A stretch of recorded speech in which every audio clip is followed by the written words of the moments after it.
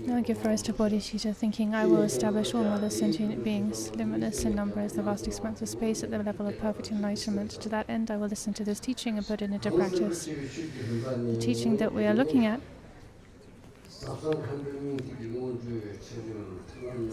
is a torch lighting the way to freedom, complete instructions on the preliminary practice of Ngondro. Whatever the teaching might be, it said all teachings are contained within Buddha's words and the commentaries on those words. So in India, the noble land of India, there were two main temples, Vikramashila and Nalanda. And these two great institutes had slightly different traditions of teaching, of giving the teachings. That Vikramashila, they had called the 5 branches, and Nalanda, they taught by means of the 5 perfections.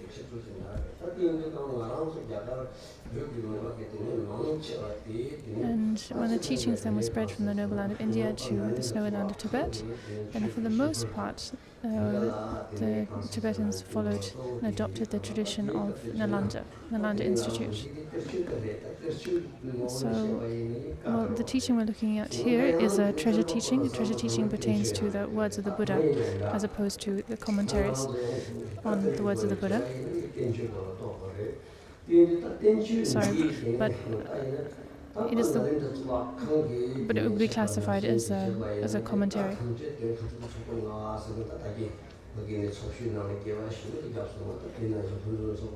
The 5 perfections by means of which the words of the Buddha are explained are the perfect place, teacher, teaching, retinue, and time. If the teachings are explained by means of the 5 branches, the mode that the Vikramashila Institute used, then the 5 branches are the author who composed the text, the purpose for which they composed the text, for whom, and so on. Here there are many very learned scholars, Khenpos, and so on in the audience. No need to mention these points for them. But the majority of the audience is made up of lay students, ordinary people here who are not learned in the scriptures, haven't done a lot of formal study in the 5 main genres of the teachings, the 13 major treatises, and so on.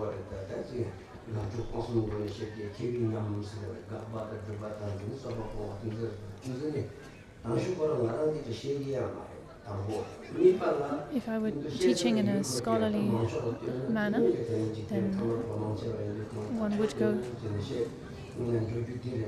would take a different approach, using refutation, affirmation, dispelling doubts, and so on.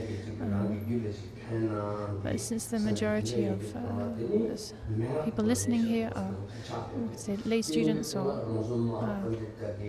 ordinary people, then it's more appropriate to teach in a way that is just direct, easy to understand, and that will touch one's heart, that will help one transform.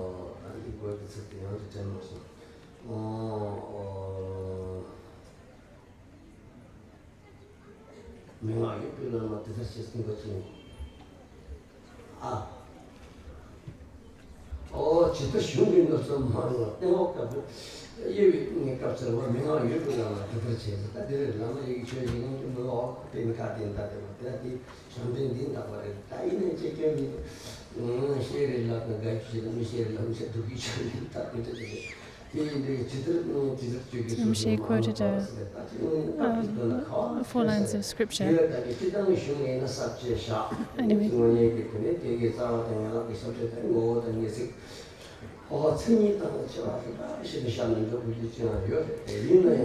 The point is that in certain contexts it is very important to teach in a more formal fashion, laying out the structure of the text, giving an outline, sticking to that, and proceeding by giving definitions, different types of explanation, and so on. There is one context in which it's important to teach like that. But then there are many other ways of teaching. Teachings where you just present the main points, where you present the teaching in terms of its pith instructions, its main points that can be applied easily, directly by the students. And this is what the lines of scripture that Rinpoche quoted, the words of Rongzong Mahapanditas speak to. For teachers who have pith instructions, they should teach like that. And Vimala Mitra said, I think it was Vimala Mitra, he said when teaching the scriptures, like the philosophical scriptures, then one should teach them in as much detail as possible. But when giving the pith instructions, the practical instructions, then all the points should be gathered, should be condensed. So this text that we're looking at is a pith instruction. It is presented as a pith instruction and taught in that manner, just like the words of my perfect teacher and other such texts.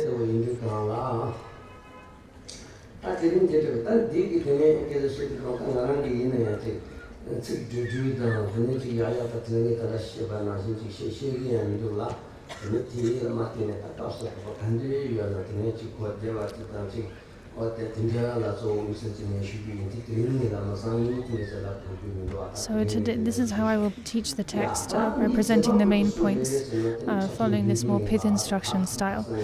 Even if I try to teach it in the more scholarly, elaborate fashion, I wouldn't be able to do that. So anyway, that's about how I will be teaching the text, the approach I'll be taking. I'll mention it here today on the first day, but I won't repeat this tomorrow. That's how we proceed. This teaching is teaching of Jujun Rinpoche. It is who was a treasure revealer. And the best student one of the best students of Jiminyawe Kyawin Yugo.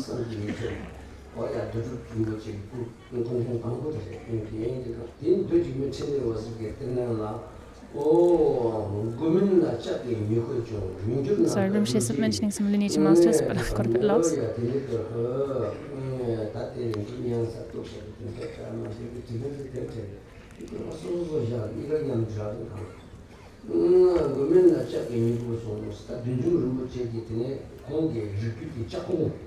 So Jujun Rinpoche's family lineage was called Chakyu, I think it's called. He was, as I said before, an emanation of Rinpoche.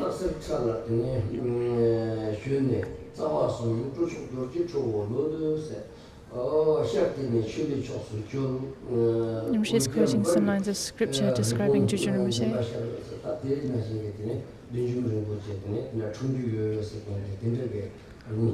Some lines of scripture that prophesied Jujun Rinpoche's birth, his family line, place of his birth, and so on.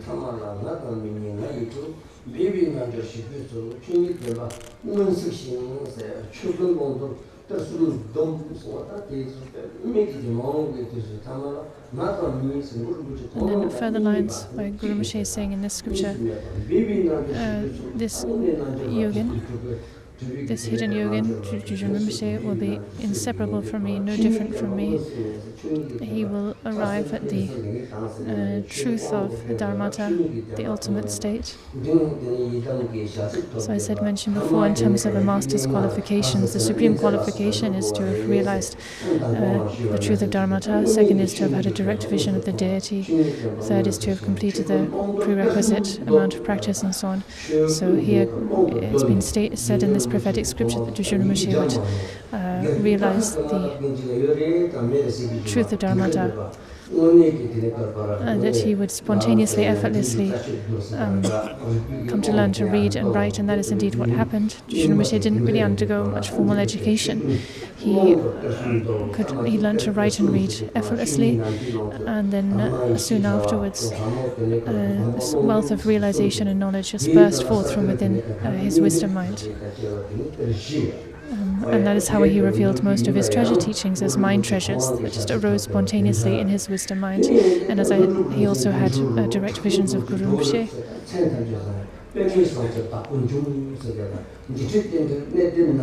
the scripture continues, those who encounter his teachings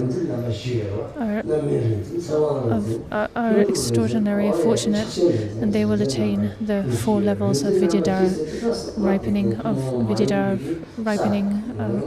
the Great Seal, spontaneous presence, and so on. Spontaneous Vidyadhara is actually the state of perfect enlightenment. Then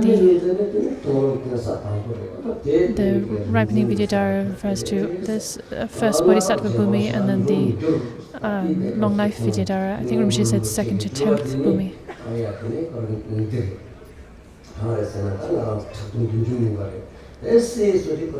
So this is Dujun Rinpoche.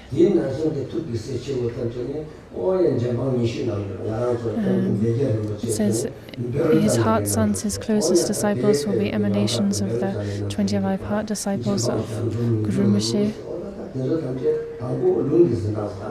So this is about Dujun Rinpoche, the author of our text, and how he was prophesied in scripture.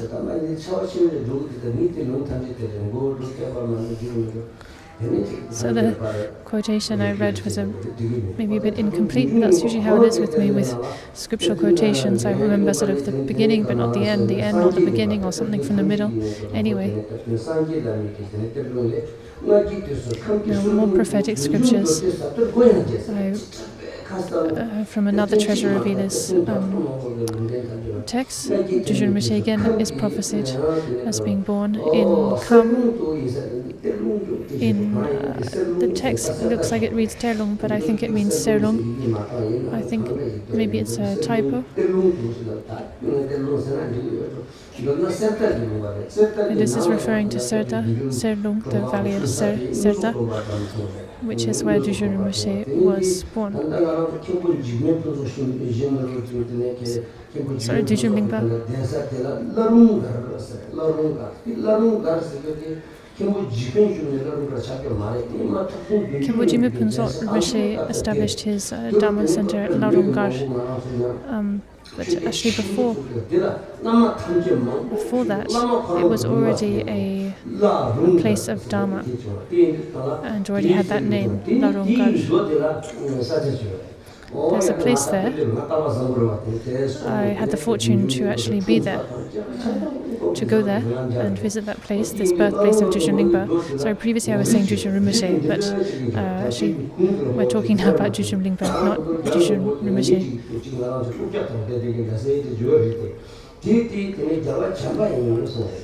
There is a place in this valley that is, the rock is called the lap of Maitreya. It looks like the lap of Buddha Maitreya, and that is where Dujun Lingpa was born.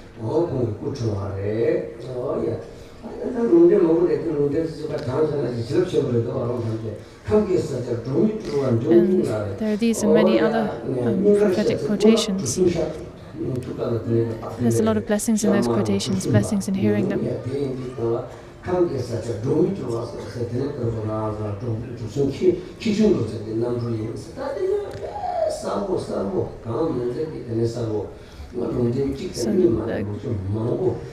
There are also very clear, explicit prophecies saying that Dujun Lingpa would be the incarnation of Drobeng Kyechung Lotsao.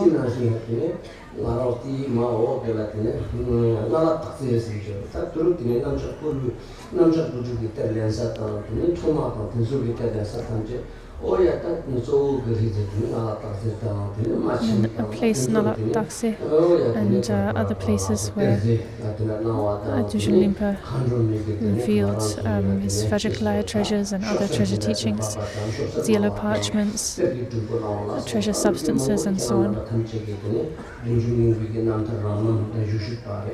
And what all of you will have access to will be familiar with Dujun Lingpa's autobiography. It's also translated into English, so you can read the autobiography for more details, and for more details, and hopefully you will see that what I've said here matches exactly with all the details you find in the autobiography. His father was Adin, his mother's name was Ngondro. And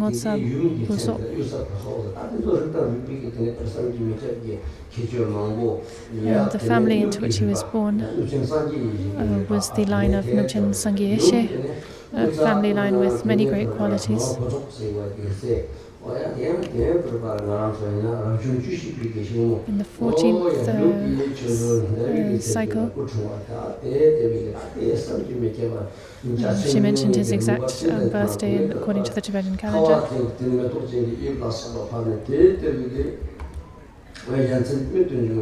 So he was born accompanied by many miraculous signs. If I had to go into this in detail, then if we were to go into this detail, then we could really say a lot about the way he was born and so on and so forth.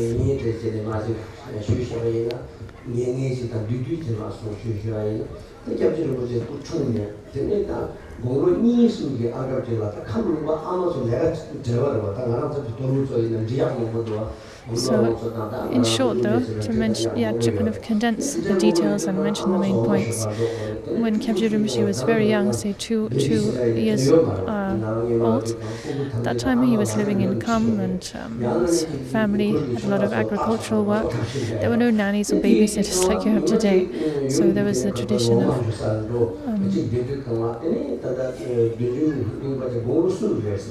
when the parents had to go out to look after their livestock and so on. Well, a young child, say 2 or 3 year old, as Dujun Rinpa was at this time, it's very difficult to take their child with them. The child can't help, the child gets in the way and so on.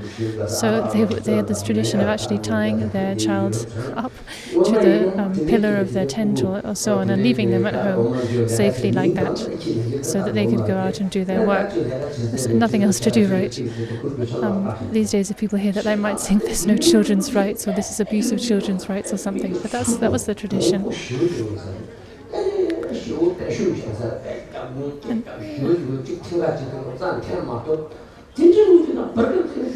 It seems like Dujun Rinpa was really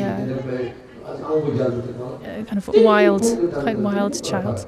So when he was left like this one day, he tried to break free, tried to release himself, but couldn't, then cried and cried. Eventually he got so kind of distraught that he fainted. And then when he woke up, he was in the lap of Ekazati, the protectress Ekazati, and being nursed by him,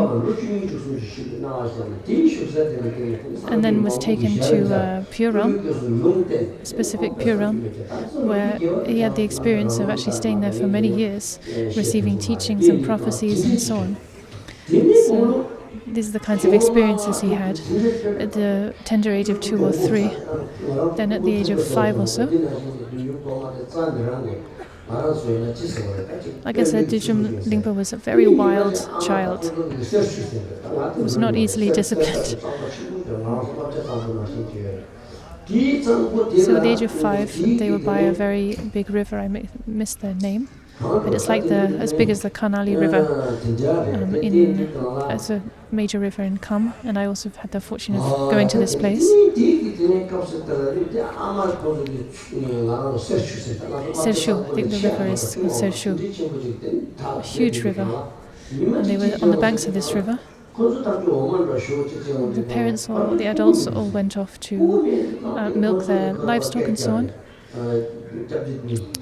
And then suddenly realized at one point that the child was not there. They looked around and they couldn't see their child. They couldn't see Dujun Rinpa. They looking around, calling out for him all of a sudden.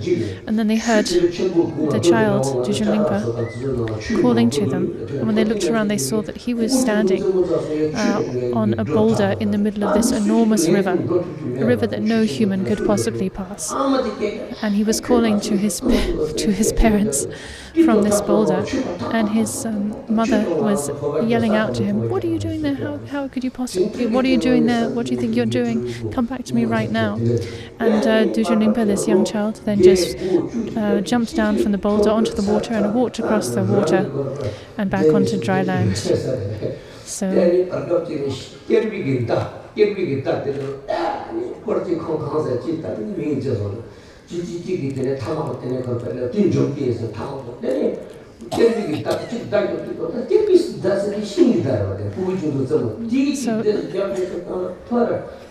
and there's another story about how Dujun Lingpa was just a little bit older, around the same age. He was playing with bows and arrows, and he shot a wooden arrow, just a wooden arrow, not very strong arrow. And with his wooden arrow, he pierced holes through all of the metal pots and so on in the house. Extraordinary feat, right?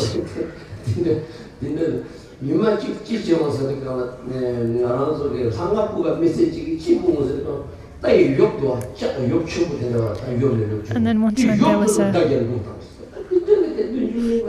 also stories of him shooting like riding stirrups,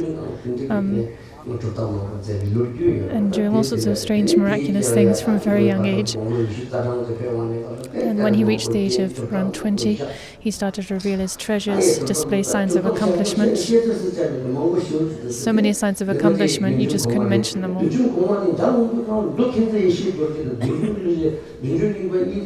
It's said that when you met Dujun Lingpa, just like Dokyense Yeshe Dorje, they didn't appear like lamas, like we'd say, like religious people, like monastics or lamas wearing robes and the like.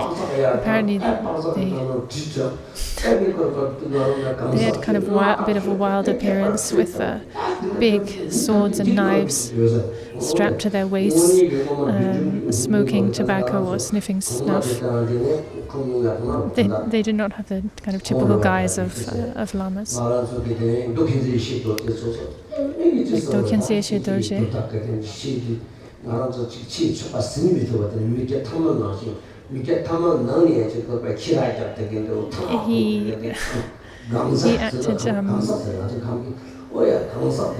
He acted on the surface like a very ordinary person, kind of a bit aggressive, getting into scraps and arguments.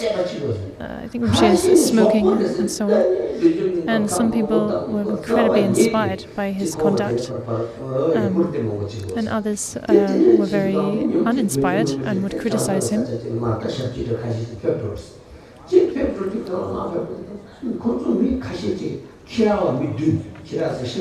And then, so I think that Dokyense Yeshe Dorje and some attendants were traveling through one. So likewise with Dujun Lingpa. And then there was a group of people traveling.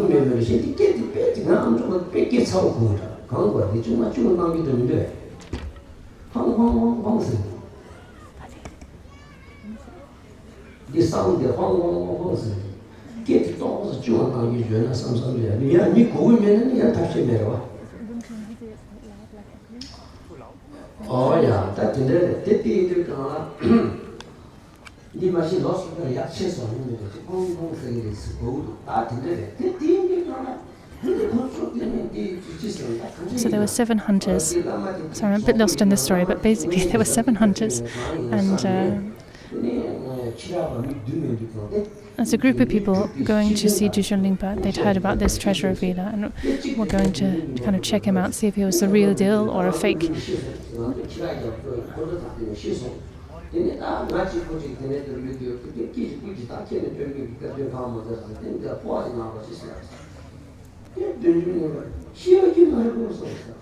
And so these people going to check Duzhen Rinpa out with 7 hunters. They approached Duzhen Rinpa and they said, one of our friends passed away.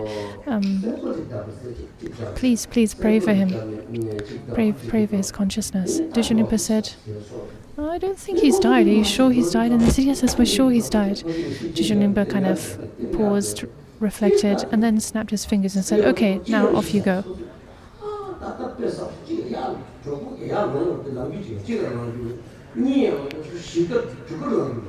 And then so the friends went back and they found their friend. The friend was stone cold. They were dead. They shook them, tried to revive them, but they were completely dead. So they ran back to Duzhen Rinpa and said, we were actually just testing you out. Please, our friend wasn't dead, but now you've done the transference of consciousness on him and he's gone. And please bring him back. And then he said, well, his consciousness is already transferred. He's already arrived in Sangdokpari, the glorious copper-colored mountain. What to do? Then Duzhen Rinpa chanted the long life mantra on a stone or something, blew on it and then tapped it on the floor, something like that, and then said, okay, no worries, now off you go. I think things will be fine now. And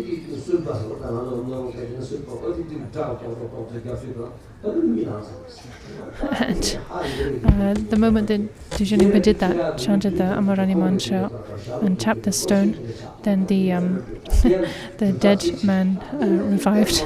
So this is just one example of the extraordinary signs of accomplishment Duzhen Rinpa revealed. And then those hunters who've been skeptical of Duzhen Rinpa developed great faith in him and became very devoted students. So many stories like that, not just one or two, but just countless stories.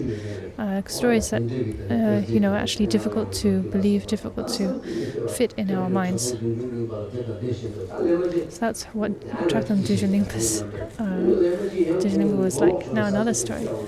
One time when he was going to Golok, place in eastern Tibet, so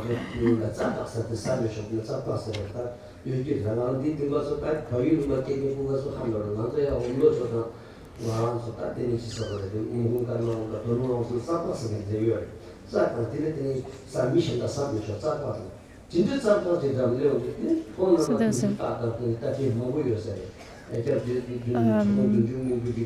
area of pasture maybe that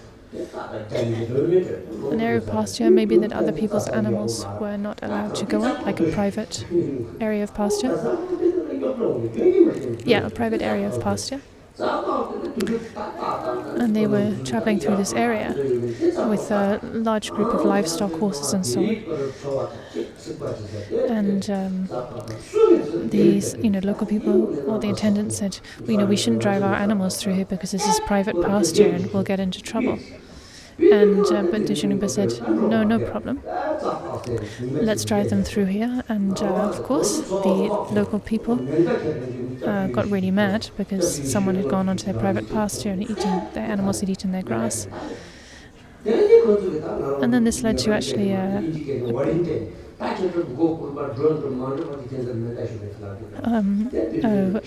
confrontation. The local people came and confronted Duzhen Rinpa, and they all ended up in Duzhen Rinpa's tent. And the local people were so angry. They came armed with their guns and said, if you don't leave or if you don't do this and that, we're going to shoot you right here and now. And the sound of bullets then, the sound of gun being shot, started to resound from in the tent.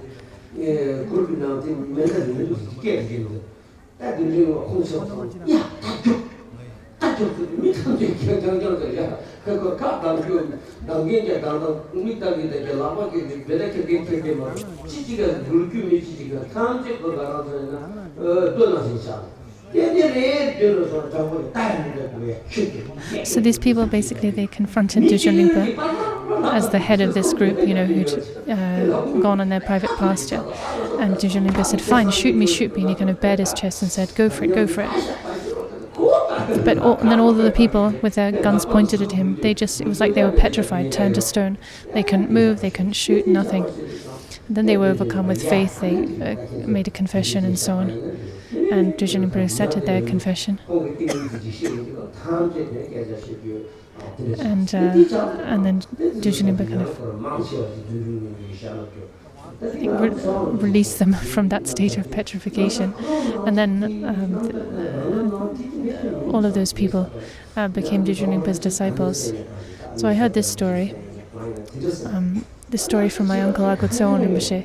I'm not sure it's actually found in his written biographies. And then another story I heard about Dujun Rinpoche from, I think Rinpoche said it from his uncle, which probably is in his written biographies. There was a Lama called, missed his name, but a Lama, contemporary Lama, who was kind of as realized, highly realized as Dujun Rinpoche. But he kind of refused to connect with or engage with Dujun Rinpoche. Almost like he was competing with him, something like that.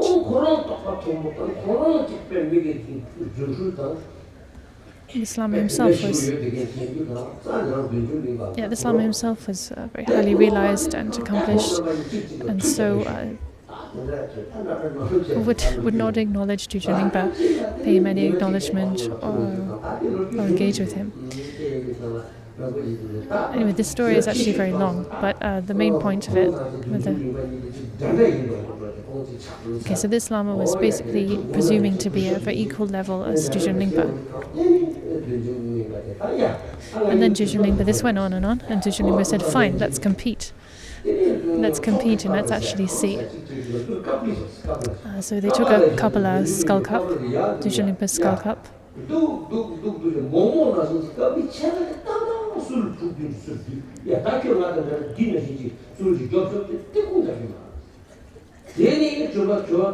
Dujun Rinpoche took his skull cup and turned it upside down, back and forth, and so on. I think molding it, I'm not sure, but basically showed some extraordinary sign of accomplishment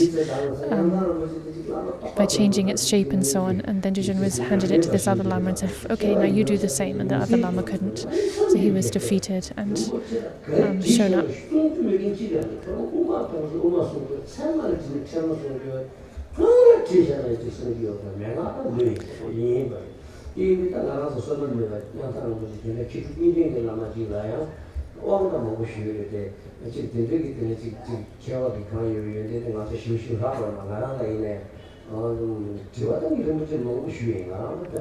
So maybe Rinpoche heard this story from Yangtang Rinpoche. So Rinpoche is describing Yangtang Rinpoche, who was one of Rinpoche's root gurus.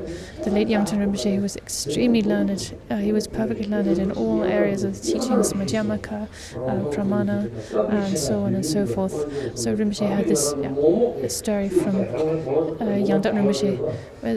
So Dujun Rinpoche, what he did with the Kapala, with his skull cup, was he kind of molded it just like he would mold dough and make momos, make dumplings, and then gave half of it in this form to the other Lama and said, now you do the same, and the other Lama couldn't. Anyway, Yangtang Rinpoche said, he was so learned, but I didn't have the fortune to receive much teaching from him, just empowerments and instructions, and I did get a lot of time to receive, to ask questions and receive clarification from him. But it seems a lot of people weren't actually aware of how incredibly learned the late Yangtang Rinpoche was. Anyway, so now we're spending a long time on Dujun Rinpoche's life, but nevertheless, I will carry on with a few more anecdotes from Dujun Rinpoche's life. So from a young age, Dujun Rinpoche was revealing treasures, maybe from the age of 25.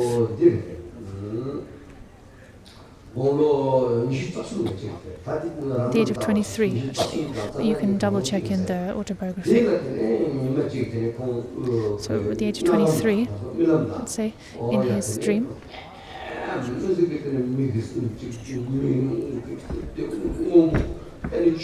he saw a huge, gigantic person a huge, frightening blue person and was filled with fear.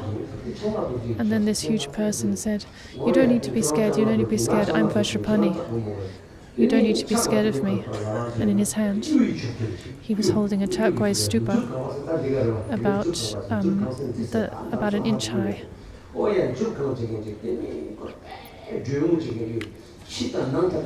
A beautiful transparent turquoise chertan with the vowels and consonants in it, all perfectly clear.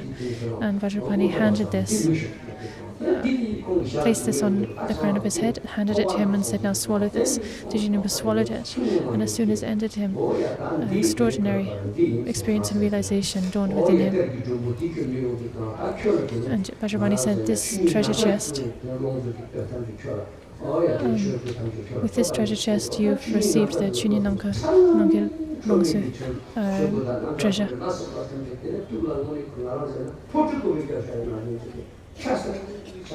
And these teachings then arose in Dijanumba's mind, just like a perfect photocopy. So that's how one of Dijanumba's treasure cycles came about. Then we have Dana Yeshit Jawa, another cycle.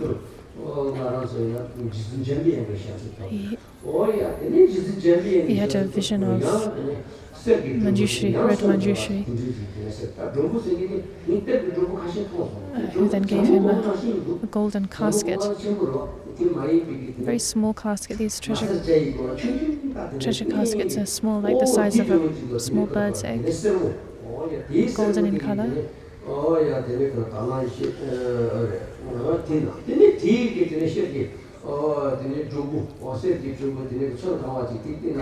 Again, about an inch high. He was given this, told to swallow it, and then Dana Yeshijawa, this next treasure cycle.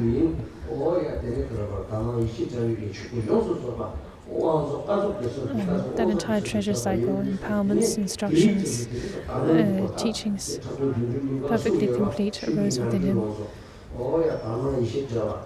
So there's 3 main treasure cycles of Dijanumba, right? So sorry, we just said here that the Dana Yeshijawa came from a vision of Manjushri, but sorry, it was actually Avalokiteshvara. Then he had a vision of Manjushri, the entire space, the entire sky filled with light and golden light. He had this direct vision of Manjushri, who handed him a golden casket. So previously with Avalokiteshvara it was white, and with Manjushri, a golden casket, golden casket an inch high, which he swallowed. And then that corresponding treasure cycle arose within him. So these were all mind treasures. And then he had an earth treasure. Seems that from a very young age, Dijanumba was always accompanied by Ngondro Yeshe Tsogyal. Saw her directly, spoke with her. He received a prophecy from her, an earth treasure from her, in the form of a symbolic script, together with substances, mendrup, and so on. Oh, sorry, these are all type. When we talk about earth treasure,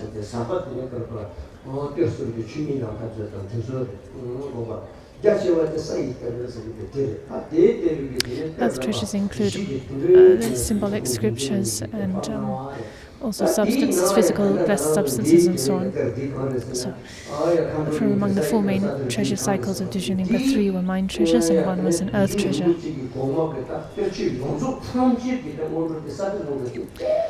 And it's from this earth treasure that the Ngondro that we will be looking at, comes from. And this Ngondro, Satir Ngondro, Satir means earth treasure, so the Satir Ngondro is the main Ngondro preliminary practice for all Dujum Tesa practices.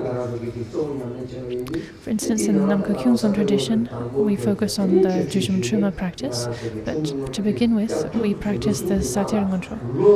And then after that, we engage in the Truma practice and engage in that practice from Ngondro to main part over the course of a 3-year retreat and so on.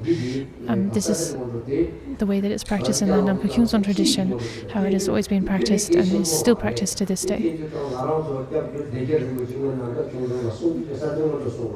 So the Satya Ngondro, though, is the foundation, as Kyabgen Degye Rinpoche, the first Degye Rinpoche, taught.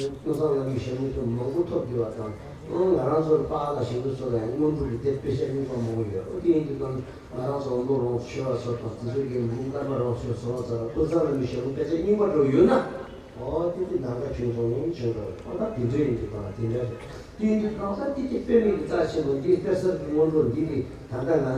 think Rinpoche was referring to how the first Degye Rinpoche made copies of the Satya Ngondro commentary and so on, and taught that, and how it's been taught since then, and how a lot of the students from Humla, Kamarong and so on will be familiar with this and have copies of old copies of that text.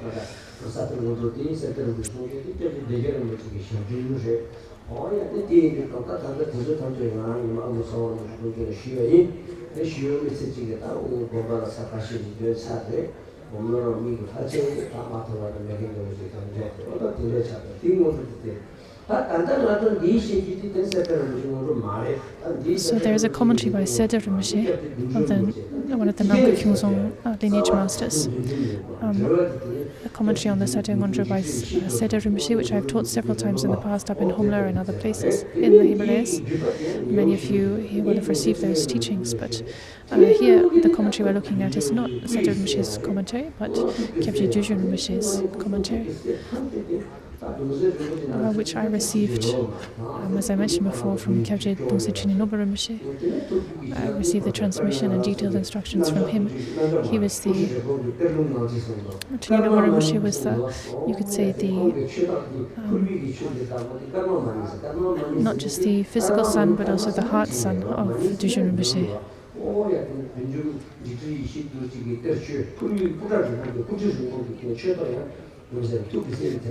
Jujun Rinpoche is also the owner, or the owner, so to speak, of the Putri Rekpung, the Vajraklaya teachings of Jujun Rinpoche.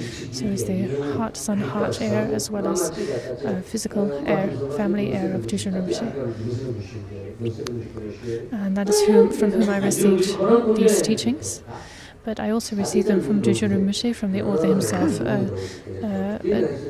lung, meaning oral transmission of the text. I also received the transmission and instructions from my own father, the previous Degye Rinpoche. I was very young at the time, though I don't have a clear memory, but I'm assured that I did receive the transmission instructions from my father when I was young. Again, Tsujun Zampo, one of my father's disciples, he told me,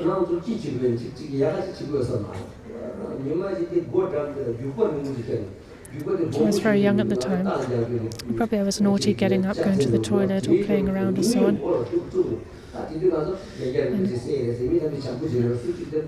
And one day, Gensu Gyatso took a big stick, pointed at my head, or even tapped it on my head, threatening to beat me with this big stick.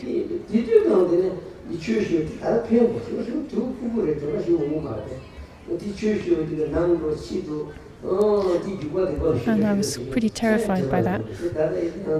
And as a result, then I kind of paid more attention, and I have a better memory of the teachings I've received at a young age. So that was very beneficial, actually. Prior to that, because I was Rinpoche's son, everyone was very loving and kind of gentle with me.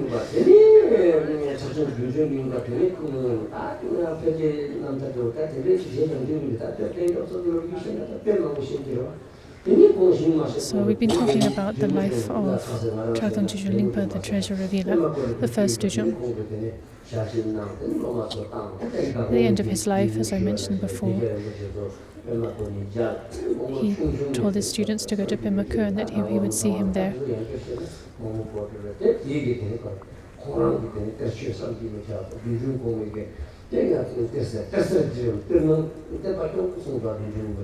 And that was where Dujun Rinpoche was then born and reunited with many of his students.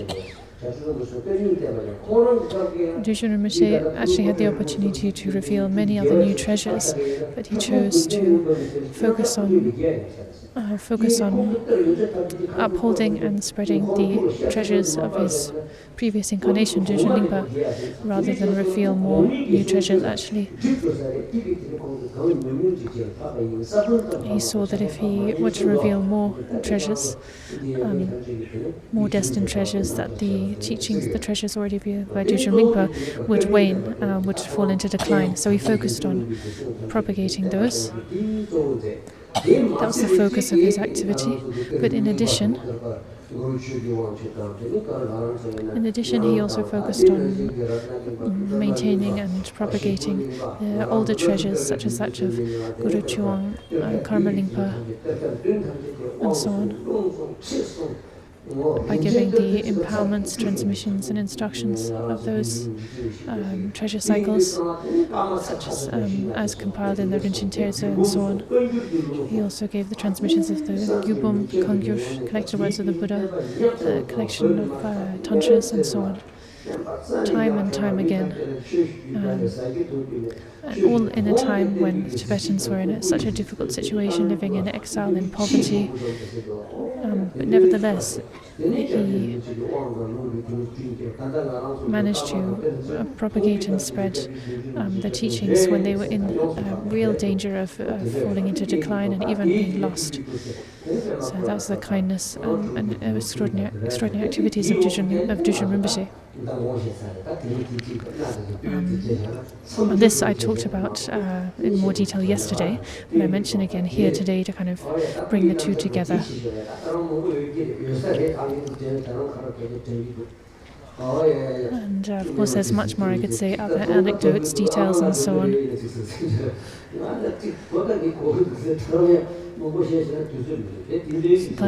But there isn't much time, so. So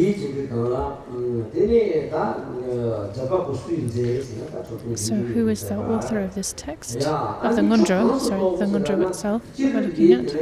Chakdon Dujun Rinpa. To which section of teaching does it pertain? To the profound treasures from words of the Buddha or commentaries on those words. It pertains to the words of the Buddha.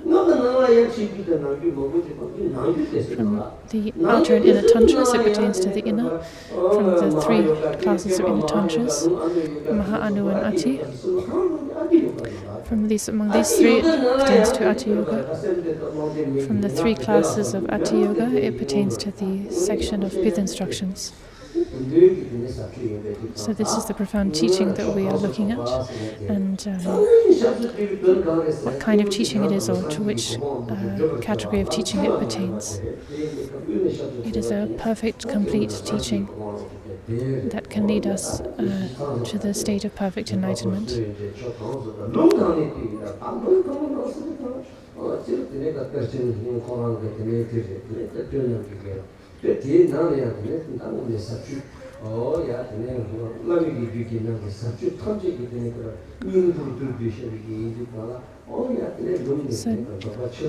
So to which scripture or to which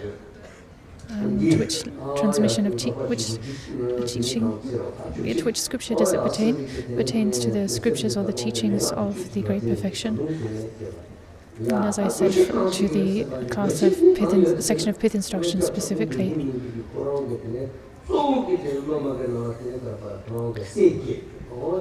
To whom or for whom was it taught? Was specifically Dujun Rinpa had 8 heart sons and 13 disciples who attained the rainbow body from among his many students. So specifically for those close disciples, so that they could reach the state of enlightenment, that the Ngondro was taught. That was the specific purpose. So we've covered these main points, these 5 branches, so to speak, who the author is, for what purpose the text was composed, and so on.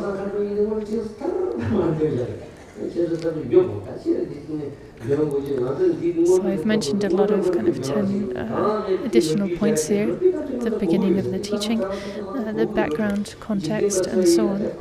And you might think, why is Rinpoche going into all of these points and not just getting on with the text? But there are reasons. You might also think, well, we're all familiar with Duzhen Ringpa and the background and history here. We all know about this, so no need to mention it all again. But anyway, I've spoken here about the background of the teaching, who Duzhen Ringpa was, and Duzhen Rinpoche was, and so on.